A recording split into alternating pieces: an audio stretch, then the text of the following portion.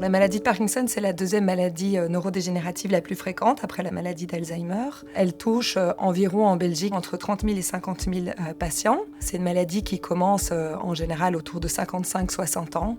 Il y a des formes juvéniles qui sont beaucoup plus rares.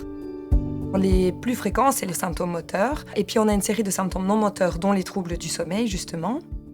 Environ 70% des patients parkinsoniens souffrent de problèmes de sommeil. Alors ça peut même apparaître 10 à 20 ans avant les symptômes moteurs. Et à ce moment-là, le patient en fait a des rêves très agités, d'agression, de poursuite, de combat, et va avoir un comportement moteur très agité, se lever de son lit, tomber, se battre avec quelqu'un d'imaginaire. Et puis évidemment, il y a d'autres problèmes de sommeil comme l'insomnie.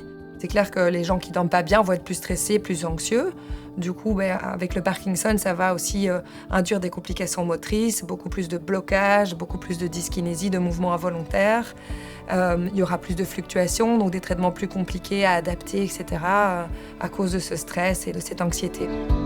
Il est important de parler des troubles du sommeil à son médecin parce que c'est des choses qu'on peut régler, pas seulement par des médicaments, mais aussi par des thérapies de comportement, par une modification des habitudes, par un réaménagement de la chambre, et surtout parce qu'on sait que ça fait partie intégrante de la maladie de Parkinson. Et ça, je pense que les patients ne le savent pas toujours, donc ils ne vont pas en parler parce qu'ils pensent qu'il n'y a pas de lien entre les deux.